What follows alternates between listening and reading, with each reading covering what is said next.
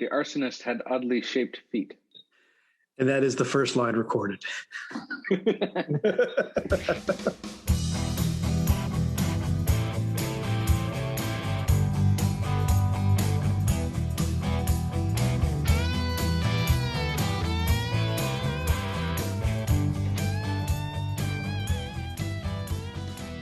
Hello and welcome to the first episode of Cinema Decon, deconstructing and overthinking the movies of our younger years. My name is Steve Epley, and on this podcast we will revisit the movies that we keep in the back part of our minds as flawless masterpieces, untouchable by any criticism, and hopefully they stay that way. Join us as we rewatch a randomly selected movie from our list of 300 plus from the 80s, 90s, and 2000s. A little about myself. I come from a small town in Illinois where I developed a sincere affection for many classic movies as I grew up and then went on worldwide travels. Eventually landing here in Atlanta, where I met my co-host and partner in pop culture, Aaron Harned. Mr. Aaron, tell our listener about yourself. Thanks, Steve. Well, I come from the wonderful world of Oz, also known as Wichita, Kansas. Grew up there, high school, college, etc. Did a lot of world travels for a while, and just like Steve, I ended up landing here in Atlanta through some mutual friends, and that's how Steve and I met. Basically bonded almost instantly over pop culture, nerdology, geekhood, pretty much anything movie, music, TV related. 15 years later, we decided to actually talk about it openly. Or live, for that matter. Live, recorded it in front of a studio audience, at least. Yeah, Aaron and I met through work and eventually went on many travels together, in and out of several countries. At its core was always just movies, talking about movies, quoting movies, and somehow comparing every situation we were ever in to a movie. Yep, we have spent many a night in the same foxhole, discussing movies, TV shows, pretty much anything pop culture. There have been several conversations entirely in movie and TV quote. Yeah, for me, it was either the old VHSs from the local gas station rental back home in Illinois, or even better, the hard drives overseas that had a plethora of quote unquote legal movies. I'm sure they were all acquired in the proper format, but a lot of those movies are where I caught up as far as the late 2000s, the shared hard drive. Of course, as we all know, everything acquired overseas by military and defense contract personnel is completely legal and above board. But I'm with you. It started at way early days, way even back in the days of the wonderful Sony Betamax. See, I never had the Betamax. Yeah, the Betamax didn't live long in our household. We eventually got a VHS because that's what all the cool kids were doing. And Sony went the way of the dodo, unfortunately. It was a much nicer format to play around with at the time. But that's what happens. I got lucky in 1990 when we moved from one small town to another, but I had a friend who had the magic black box who was building his library. And so at 10 years old, a neighbor down the road had just any movie you wanted, with just completely ripped from the local, not Blockbuster. That takes me back. Growing up, like in the high school eras, I had one of my best friends, Molly, that worked at our local Blockbuster. So we basically lived in and out of that Blockbuster every weekend. I honestly remember growing up and hitting the local. We didn't even have a Blockbuster by our house. It was a one-off like movie gallery or Hollywood Video, I want to say. And I'm pretty sure I ran through the entire collection of Friday the 13th, Halloween, Nightmare on Elm Street, Evil Dead, pretty much all the campy 80s and early 90s horror movies over and over and over again. There may or may not have been a few Transformers the Animated Series rentals. Pretty much anything I can get my hands on. And the movie. My first horror movie rental that I remember was Ghoulies. And there's a reason for that. This is in 1984 when it came out on VHS. So I was 4 years old. My parents rented me Ghoulies. But there's a reason. Because my older cousin recommended Goonies to my parents that they should rent that for me. Mistakes were made. I have not watched it since, and I hope it's not even in our list. I don't know if it is, but I don't think so, but I might have to add it just because of that soundbite. I may have to add it just because I eventually watched Goonies and fell in love with it. But yeah, Ghoulies was not what we were expecting. Yeah, this doesn't sound right. It would be even funnier if it was in the Goonies box, but had the wrong tape, like would happen quite a few times back in the old DVD and VHS rental era. Well, in my little town of 300 people at the time, there was only one place to rent movies. That was at the local gas station, Jack's Gas. And if you could get any sort of new release out of there, that was an event. They usually had 2, maybe 3 of the new releases because there was only just, a single, 3 feet of a wall of just a couple movies to rent. That was it. And then, say 10 years later was when we got our Blockbuster imitation, which was called Video Vision. And there you could rent Nintendo games too.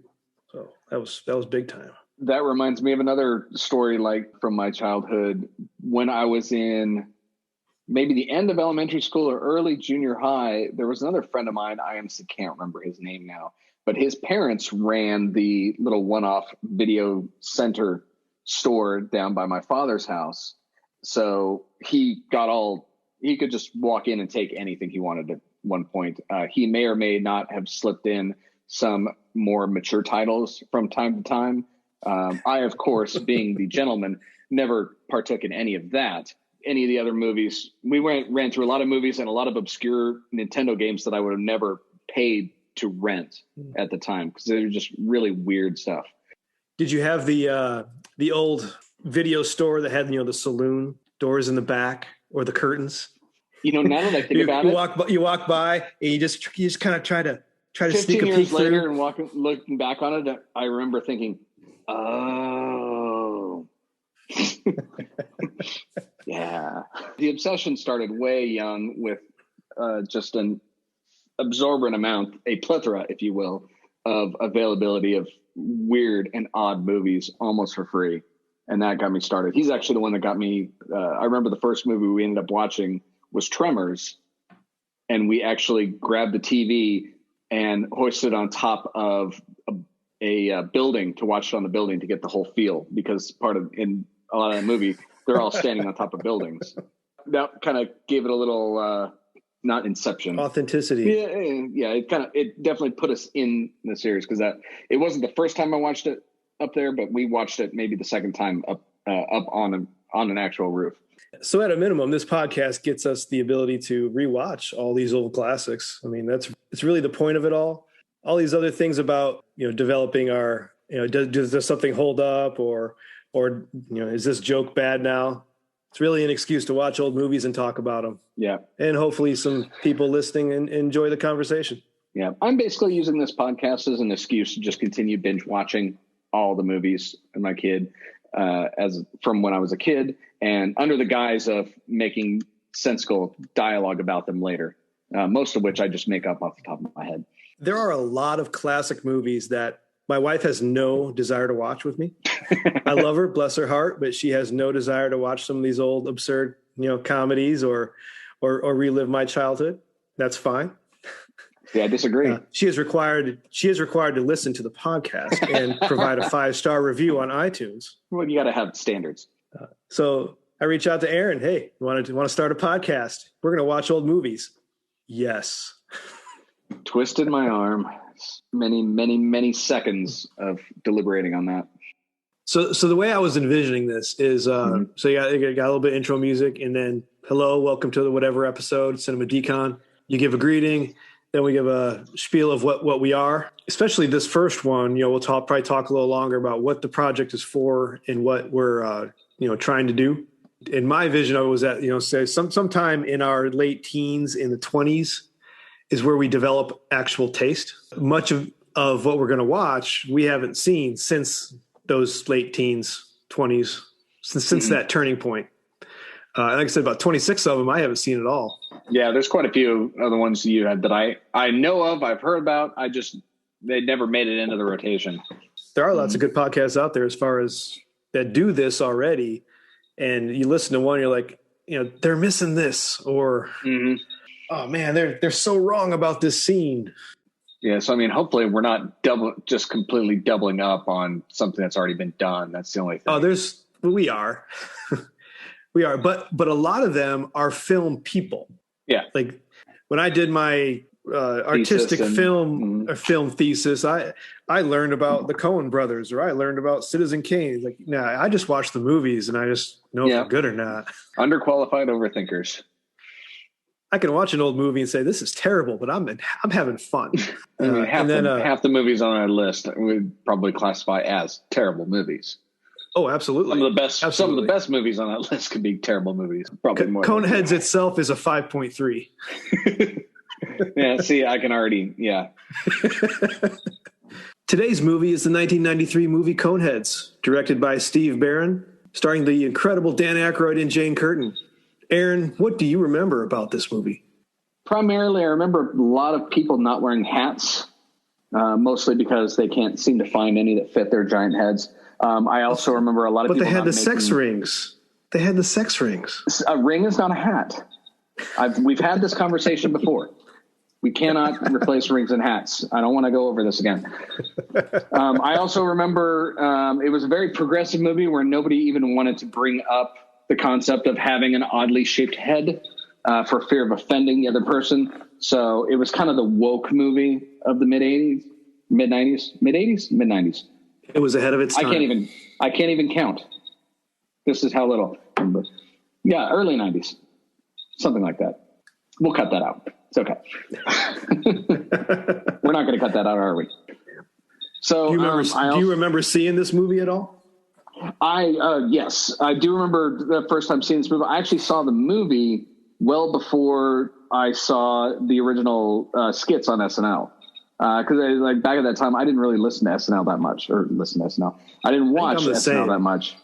Looking back, it surprised me because when I did start watching SNL, it was the original crew for the longest time. And it was always renting the VHS. Of them. Yeah. I knew of the Coneheads. I knew of Gumby. I knew of Bill Murray's Lounge Singer, but I had never seen them. The Steve Martin Pharaoh and Chase tripping over everything in the intros. That's how I got introduced to SNL. You know, you had the great stuff back then with Wayne's World and then Coneheads and the Pharaoh. But I had not seen any of that before the movie came out. So I was definitely behind the times. So this was definitely a home rental for us in the early 90s or mid 90s. I just remember seeing it. I remember seeing the VHS box, the family watching it, mom not laughing, dad laughing. And I absolutely remember watching this by myself. This would definitely not be something like my mom would have been watching. I could see my dad laughing at this, but not my mom. There's only a few things a few little standout things I remember from the movie itself. One was obviously the chewable contraceptive fad that never took off as much as I hoped it would. And then the other was the battle cry from the ages, the old Narful the Garthog. Narful the Garthog. Which is still what one should scream at the top of one's lungs at the moment of climax. I mean, I do it every time. So might explain why I'm single, but that's another conversation. Yeah, we'll have to dive down that rabbit hole another time. Yeah, next week we discuss that. I do remember this is the movie that I first heard "Tainted Love." Yes, it did a lot. It did very good for that song. I will. Well, it had a great soundtrack in general. The Red Hot Chili Peppers and playing that one song. That song that they sang. That song, yeah, that one song. Exactly. It wasn't "Tainted Love," though, was it? Because that would have been weird. That is a cover I'd like to hear. Although, I was going to say, just having an entire soundtrack of multiple bands covering the exact same song would be kind of funny in itself. So you have not seen the Coneheads video for Conehead Love then? Okay, so we're going to have to add another. You have homework. Video to this. You have homework. It is on YouTube. You have homework to do for when we come back. We'll go get your thoughts on this. YouTube. You'll be amazed. Is it from France? Do you expect this to live up to any childhood nostalgia memories? Definitely some nostalgia. I'm not obviously. So Dan Akroyd and Jane Curtin's delivery is just one that's timeless. It's not going to grow old. It's going to be funny probably forever. I cannot remember the actress that plays the daughter for the life of me, but I don't see like her influence in the show really standing out as much as Dan Aykroyd and Jane. But I would assume this one's gonna stand the test of time from a comedy perspective. Definitely, I think it's going to be enjoyable. I think it's going to be a good time, and I think it's going to make us cringe at certain points as far as some comedy that doesn't hold up, but just the performances. And because if I remember right, Jane and Dan give it their all. They are committed. There's no even hint of breaking what they're doing. And Dan Aykroyd has a great time. This is his niche. Oh, yeah. The goofy sci-fi. So I'm looking forward to this. I think it's going to be fun. Oh, yeah. Definitely. Good. It's a good choice for our first one. So hopefully it won't suck. Knock on wood. All right. We will come back after we head out and watch Coneheads. Grid-like breakfast slabs, extruded mammal tailings, seared strips of swine flesh, and flattened chicken embryos. I will enjoy it. What is a 7-letter word for a tomb in ancient Egypt, which is a quadrilateral masonry mass having smooth, steeply sloping sides meeting at an apex? A flindar. Ah. Good morning, parental units. Dawn greetings, young one. What would you like for consumables? Pop-Tarts, chicken embryos, seasoned patties of ground animal flesh? I'm not really hungry. Just some Tang. Ah, Tang, the drink the astronauts took to the moon. Astronauts to the moon. Aaron, Coneheads, what'd you think? Well, almost as good as I remember it, honestly, after watching it. I haven't seen it in maybe 10, 15 years. I was pleasantly surprised. I really did not expect it to be as funny as it was. I was expecting it to be a bit stale and, the same joke for an hour and a half, but it really wasn't. 100% because of Dan Aykroyd and Jane Curtin. I'm with you. Yeah. I don't remember. One thing I definitely did not remember was the sheer amount of Saturday Night Live and other comedian cameos in this movie. There's tons of cameos. Huge list of really good cameos. And a lot of them were just one-offs. They'd be in one scene and that would be it. No huge splashy scenes. As you said, I assumed that it was going to be like the pop culture references and everything were going to be a little dated since the movie is several decades old. The jokes about them being from France, I just assumed it was going to be the same thing over and over again. And then Dan Aykroyd and Jane Curtin started talking, and just it completely clicked. It was amazing. Yeah, I loved it. A lot of the cameos were just so subdued. Right off the bat, you got Michael Richards. It just I didn't remember the beginning at all. The Twin Towers in the background, and then Michael Richards is a motel clerk, and he's not Kramer. He's not George from UHF. He's just quiet. Exactly. Michael Richards, Phil Hartman. Oh, it was good to see Phil Hartman. I miss Phil. Sinbad out of nowhere. Yeah, Sinbad out Adam of nowhere. Sandler in a big thing. And Adam Sandler was one of my more favorite cameos in there because it was just enough of his early shtick with the way that conversation was going, getting him his fake documents. Just enough. It didn't get too old. Tom Arnold's was weird. Tom Arnold seemed to be the only person in the Coneheads universe that thought the shape of their heads was abnormal. And he was an asshole. Never really said, yeah. It wasn't and the one person in the entire movie that did notice it, and they had to make him an asshole, which was kind of odd. And a complete one-off where he was done. That was it. He said, "Hey, weird head," and then turned around and left. He even called Chris Farley chubby. Yeah. Just right. That was an odd cameo from him. And then a lot of the little mini cameos, like Drew Carey as the cab customer, his first cab customer. And Ellen DeGeneres as the swim coach. Her first TV role, I think, or film/TV role. I think.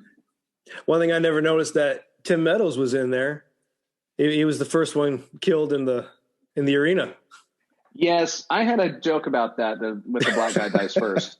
That's one of the tropes that just will never get old. not to sound bad, but that one just keeps going on. Well, you watch the movie and you're counting the cameos, and you just, hey, look, it's him. Hey, look, it's her. Hey, look, it's Tim. Oh, Tim. Oh, man, why'd they have to? And then they threw in Jason Alexander with hair. I almost didn't recognize him. Hair. Hair. I like how they make his toupee a joke, though. Turns on the lawnmower, he's holding it. Yeah. I honestly wouldn't have recognized him if it weren't for his voice. But to me, the two that I like the most, aside from obviously Dan Akroyd and Jane Curtin, is the dynamic that Michael McKean and David Spade had. I have so much love for Michael McKean in this movie. He was great. He is very dedicated to being that, that corporate, not like government, really. He's that government agent that must get his guy, and he's not breaking that at all until he gets a promotion. And he's like, yeah, screw it. And then he's, whoop, see you later. Yep. It's like, oh, I know that guy. I know that guy well. And then, like you said, off to the side, David Spade, we know that guy very well. That character, he is the corporate lackey. The corporate lackey, the corporate kiss ass, tries to take credit for literally everybody's work. It's like, ooh, he's not in a good mood. You better give that to me. And, oh, hey, sir, look what I found. One of the funnier scenes I remember from those two were, I want to say it was near the end after his promotion fell flat at the hands of another SNL cameo in the name of Kevin Nealon as a senator in charge of... Yes. Yeah, after he's kicked back down to have to solve this INS issue with family Conehead, he and David Spade pose as Jehovah's Witnesses to try to get invited into the Coneheads' house and basically question them.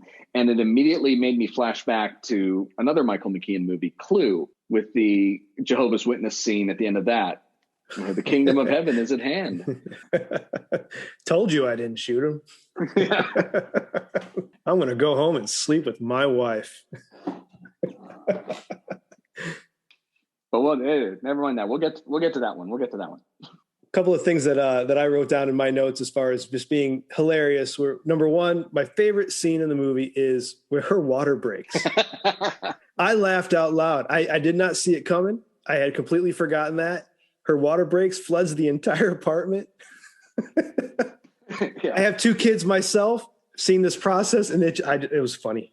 Oh, it was classic. And just her reactions, her voice and her reactions when things like that happen, or pretty much anything. When the water breaks, when she sees the eggplant in the grocery store, and she just goes, ah! Now that I put a note by, because she's been there for... She's been in New Jersey for over 15 years, and she hasn't seen an eggplant yet? Or 7 Zerls, if I recall correctly. I also have a question. I don't know if we have, How long is a Zerl? They were stranded for 7 Zerls. Well...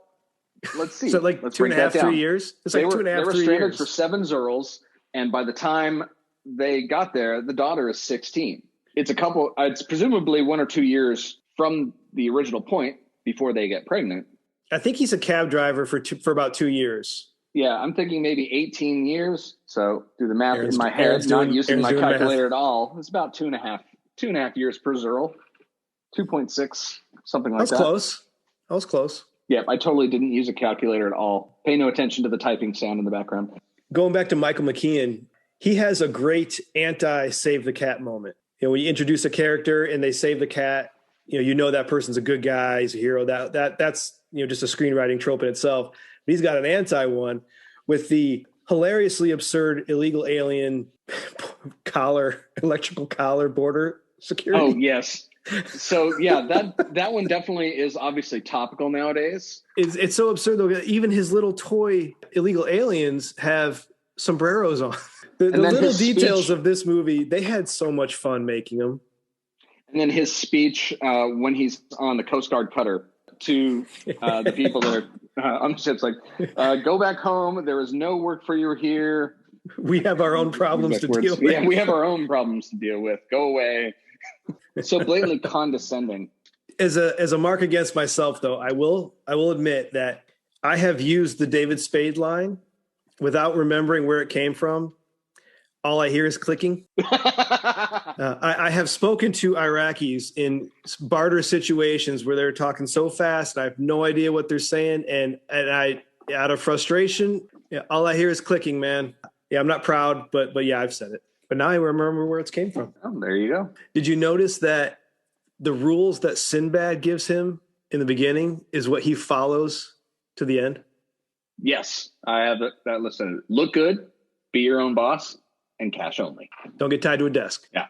And that's what keeps him off the grid. He's his own boss, and he only takes cash. That's what keeps him off the grid, and he can use his own name, Beldar Conehead.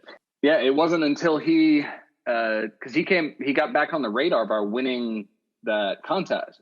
His logo. Sculpton. Oh, that's right. The logo. He was using the Remulac logo in his driving instructor school. That is correct. One thing, which is a knock against the movie, inconsistency of the teeth. Throughout the movie, once in a while when they show the bottom teeth, they're regular. And once you see it... You're talking about before he got him capped by John Lovitz? Yes, but even when they're on Remulac, the other people, because they all kind of talk with an overbite, so you see the top teeth a lot. But once in a while, there'll be a close-up, and you see the bottom teeth, and they kind of half-assed it on that. Kind of budgetary issues. There were quite a few people in those scenes that they would have had to get prosthetics for. So, yeah, especially when you have 3 rows of teeth, which apparently did not seem to phase John Lovitz one bit. And open, please. Who was not wearing a mask as a dentist. And close, please. Having to, and when he opened his mouth super wide to where he couldn't fit the nitrous mask over him, he just shoved it into his mouth. Which looked really good from a special effects, just a little bit of practical, the prosthetic there for the dentist chair. I loved that. So much better than the Subway sandwich. That looked bad. However, I have a note on the Subway sandwich joke that no one in the movie made. Just is it about her or about Chris Farley's mom? Both. Also, yes. But there was the other one. Speaking of someone that has not specifically gone through childbirth yourself, obviously, but has a family, how closely would you relate the Remulac childbirth phase? And why in God's name were 2 of his employees taking pictures in there? That's all I want to know. Because that was very violent. They all thought it was normal. Except when... That seems to be a trend. Except there was the Sinbad line. Get it off me. he got sprayed during the birth. Oh, man, that was crazy. Other than the nurses fainting. There was the one scene, the nurse walks in, and then the camera stays still. The nurse walks in past the camera and then just backs away slowly. Like she's scared for her life. I did like all of the little jokes in the background that they never point out and never bring attention to, such as at the very beginning, she's reading the Bible and she's cracking up. From research I did that supposedly she was reading Revelations as far as how the world ends, and she was just laughing about it. So that it would say they don't explain it; it's just there. When he's a taxi driver, he brings 6 thermoses of coffee in his cab with him. Later on, when she's grocery shopping, her entire cart is filled with light bulbs. Just light bulbs. That's a lot of light bulbs. One thing I notice is he has to drive a car with a sunroof. When he was doing all of his driving instructors, the sunroof was open. Otherwise, his head wouldn't fit in it. This apparently is not a problem for Connie, as she is a little shorter than Dan Akroyd. Do you notice who her 2 friends were? I did. I didn't put a note on that, but I remember seeing that later. Parker Posey and Joey Lauren Adams. That's right. The same 3 girls Parker from Posey. It was a Dazed and Confused girls. Nice little throwback there. What's your take on Connie? I mean, you could kind of throw any actress in there. I honestly, remembering it before watching it, I honestly assumed that this was like a well-known actress that I just couldn't remember who it was. And to find out that it was, I mean, nothing against her, it just wasn't a high-end or an SNL actress. It was kind of just a random choice. I think she did a very good job. Connie as a character was kind of interesting. She's obviously aware that they are aliens. She is not fooled like everyone else in the world, apparently, that coneheads are a normal thing for French people. She uses some of the literal language that her parents use, such as saying parental units instead of parents, like portals instead of doors, honing instead of, other than that, she's basically like a model of a first generation immigrant to where she's grown up in this new planet. That's showing the next generation of assimilation in there. Yeah. I did like her high school talk with Ronnie at the football game, where they pretty much hold an entire conversation with just, yeah, I know. Yeah, sure. Okay. No, me. Yes. That was fairly accurate for high school. And then turn around and walk away. No, Mhm. okay, well, I'll see you later. Just literally turn around and leave. I have many a wonderful memory of women turning around and leaving on me that I can relate to. Happens to the best of us. Yeah. We can cut that part out, right? Never mind that now. I actually did not really care for Chris Farley in the movie, though. Yeah. His scene in the car shop was great. Where he stands up to Beldar, and then he talks cool to Connie, saying, "I was out back having a beer." You know, it was smooth. It was good.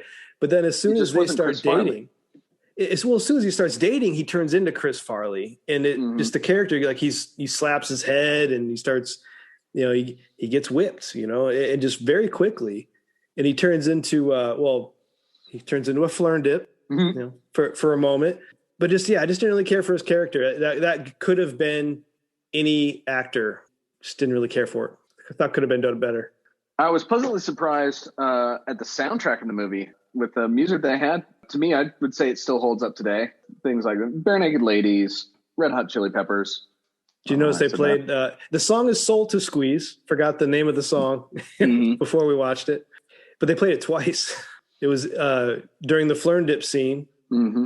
And then later on when they're using the rings. Yes.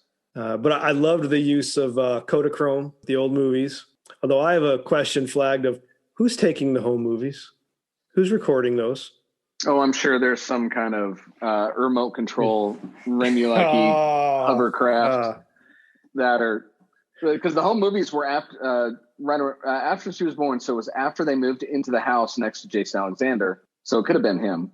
Because there's even the video of them in the motorcycle, all three of them, and they pull up to the garage door, and it's got different angles, and it shows him opening the garage door with his head. Like, who's recording this? Mm-hmm. That's a valid point. I say Remulak hovercraft. Blinded by the soft tones of Paul Simon. And also for the time frame that they'd be in, so this is supposed to span 16, 18 years, right? Do they date the movie with a year? Not really. Not really. But it's supposed to span about 18 years. So does it start in the 80s or does it end in the 80s? I think it starts in the 80s and ends in present day, which would have been 93.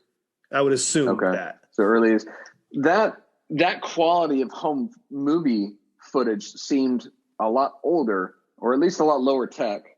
It was little Connie in the motorcycle, so you would have. If it was 93 and it's 16 years, that's 76. So maybe that's a little closer. But I don't recall the scenery back then being very 70s-ish. More than likely, it's one of those just don't think about it moments where the past is 1985, the present is 1985. It's a movie about aliens. We're supposed to think about it. That's why we're here, man. Mabs. Let me ask you this. What kind of costume party is this? Have you ever been to this gigantic costume party at a country club where there's teenagers and adults and they're announcing golf trophies? I mean, that's what the upper class do. I assume that's every night at like Bushwood. Maybe it's a Jersey thing. Or at least Halloween. Because it's obviously Halloween-ish. It was Halloween. Right around, I was going to say, just right around homecoming era as well, which is... Well, when Ronnie crashes in the motorcycle, there's pumpkins wearing the other helmets. So, yeah, it's definitely Halloween time, which they don't draw attention to, but just assumed Halloween time. But, I mean, in my high society growing up, we went to fancy dress parties at the country club with the adults all the time. Cough. Full disclosure, I have never been to a country club or a fancy dress party. What was Jane Curtin for the Halloween? She was a tube of lipstick. That's what I thought. Yeah. But it tube took of lipstick me and Abraham Lincoln, the two best costumes to hide from the FBI or the INS Jehovah's Witnesses. It took me, a few minutes to get that guess in my head though, is what is she supposed to be? And then, yes, of course, the princess with the giant Disney cone. So it makes me wonder if the Coneheads themselves decided to use those costumes in an effort to blend in, which means the rest of their time on Earth, they weren't trying to blend in, or it just happened to be the easiest costumes to wear with their particular head features. Yes. Good call. Let me ask you another question. If Beldar has the know-how and resources to build a bottle rocket with that much firepower, why did he not conquer the world anyway? Or even try to? It's entirely possible that it's all show and no go. Oh, no. Even the people were sunburned. It also may have taken him the 16 years to build that thing. And so here's a plausible theory. That was a failsafe when he realized it was going to take 7 Zerals to get a rescue. So he starts working on munitions in his basement based off of things that he can get on Earth, which probably made it take a lot longer. By the time he actually got it working, his daughter is born. His daughter is assimilated. He started to actually like Earth now. He understands his daughter is a fan of the planet. And maybe that's when he starts rethinking this whole let's conquer Earth, and it starts thinking more of let's just get back home, because it isn't until the end where he realizes, okay, well, let's just stay here. This week in Aaron's Theories, new segment. This is my new Unsolved Mysteries. Although the fireworks scene did give us Beldar smoking a cigar, so I can appreciate it. Which I honestly expected him to smoke in one giant inhale, very similar to the Subway sandwich. I wanted him to turn around, hand him that cigar, and just go, and then pick another one out. Oh, that'd be a waste. That's entirely what I expected. But yes, I do remember the entire pack of cigars. I mean, the biggest laugh I got was probably the Subway sandwich and the ensuing comment from Chris Farley about his mother. Because there are several levels to that joke. There would be a lot to unpack on that particular statement, yes. Yeah, we all saw it. We all know what it meant. No need to go into it. There are many, many different levels. They're like layers. Is there anything you didn't like in the movie? Aside from, as you mentioned, like Chris Farley's character, not so much Chris Farley, the actor, but Chris Farley's character. I think that could have been a little better with a different casting choice.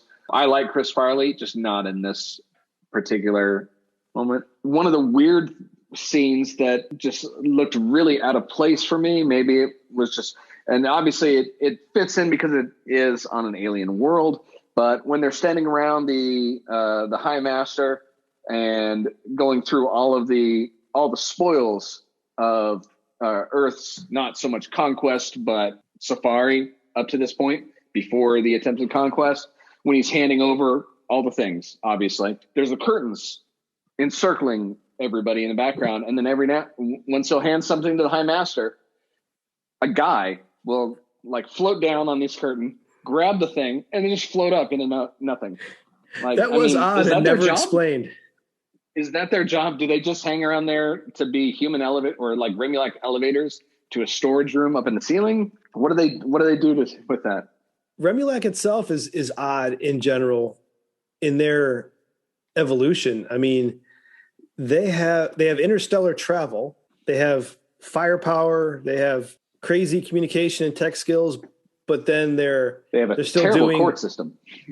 They're still doing gladiator style trial by death, in which obviously the Garthog that is to be narfled reminded me of a very stripped down version of the Return of the Jedi Rancor with a nose ring. Well, yeah, because he's street. Yeah, he's hard. He's edgy. Yeah, this is the 90s. This isn't the 80s anymore. He's seen things. Thing that I was sad to see was the fact that the condom chewing gum never actually took off. I assume that was going to be a huge fad through the mid-90s. Never really happened. That was pretty funny, though. The running joke of just the blowing bubbles with the condoms. David Spade's reaction to the High Master chewing the condom was pretty great. One thing that I completely did not remember at all and kind of surprised me was the shower scene in the country club where Beldar drops his towel and walks away. And you get to see a full rear shot, Remulac backside. A little disturbing.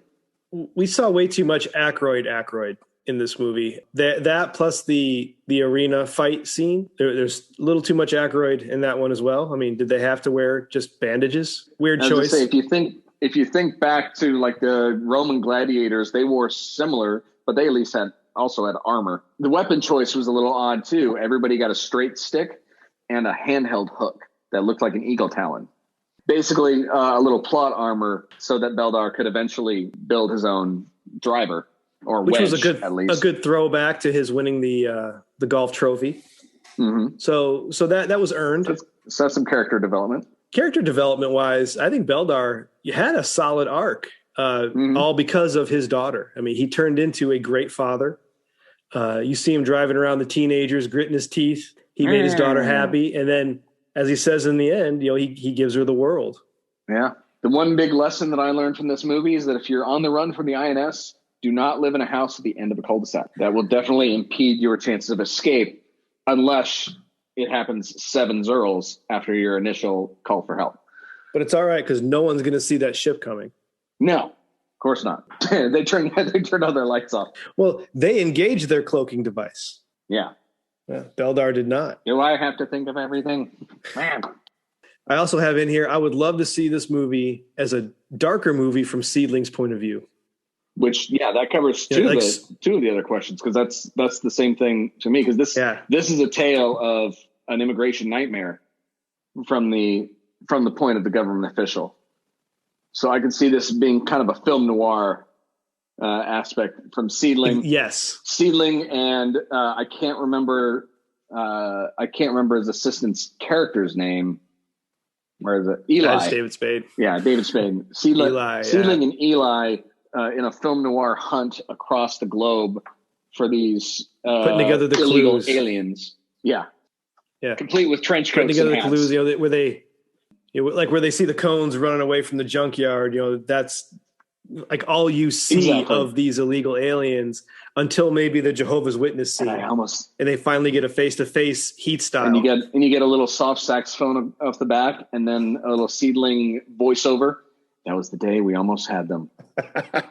One of these days, Eli, my ship's going to come in, and we're going to catch those evil. Something else that we have on our list is, would it be appropriate for my own kids? Would I let my kids watch it at the same age that I did?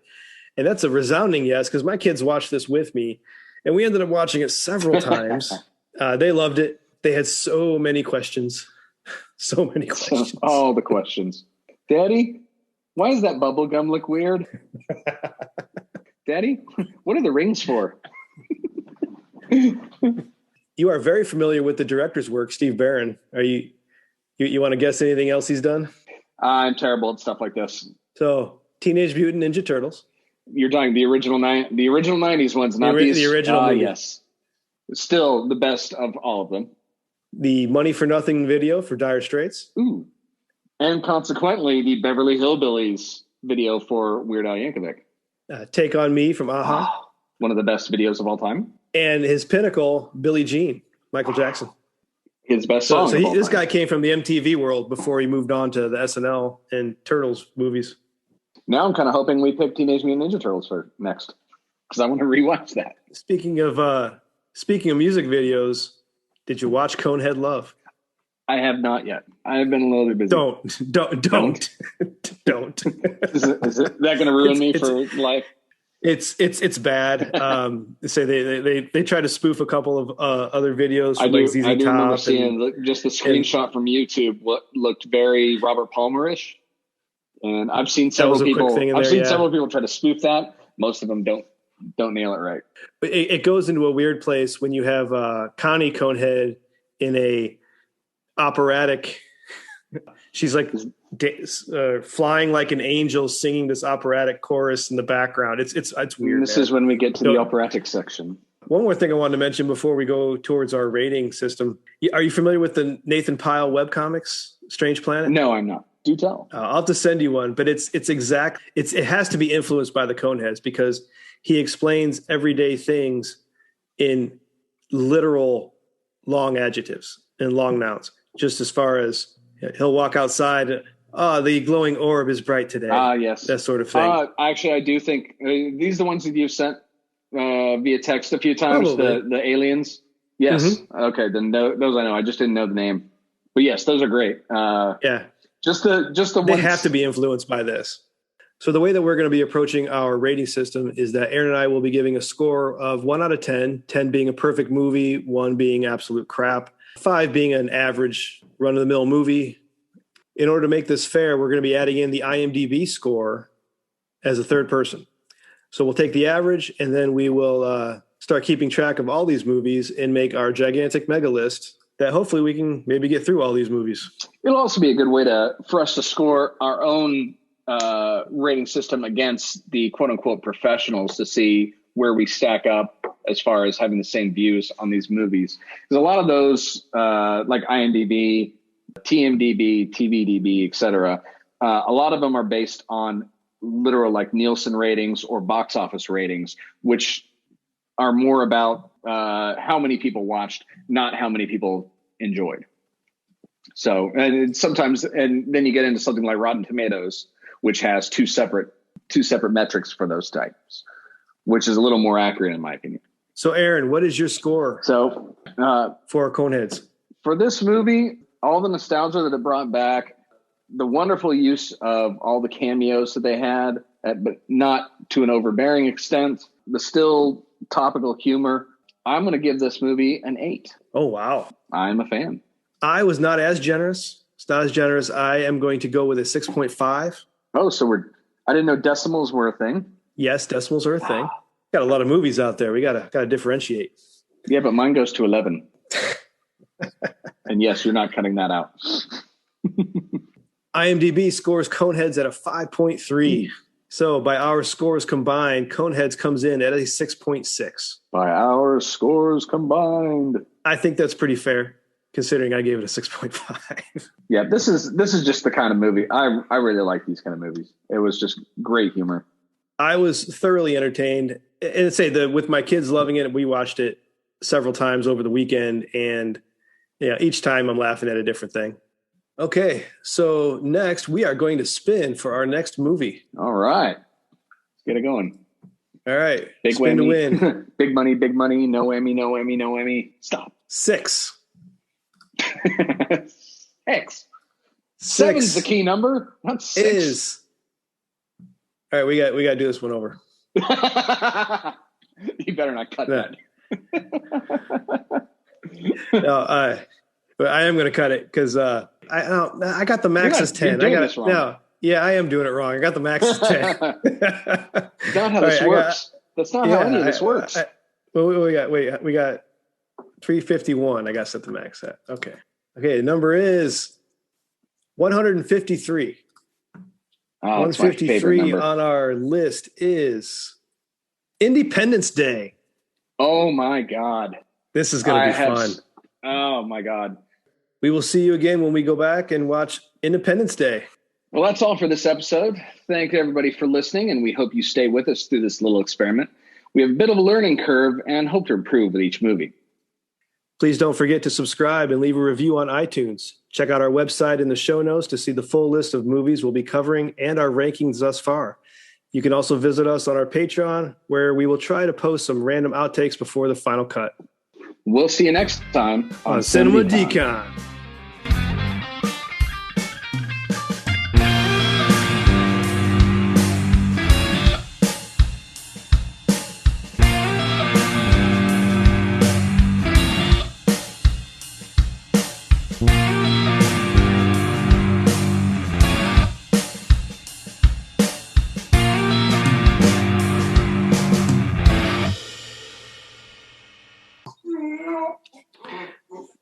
Dogs. Is that a giraffe? Is that a dying giraffe? It's Winston.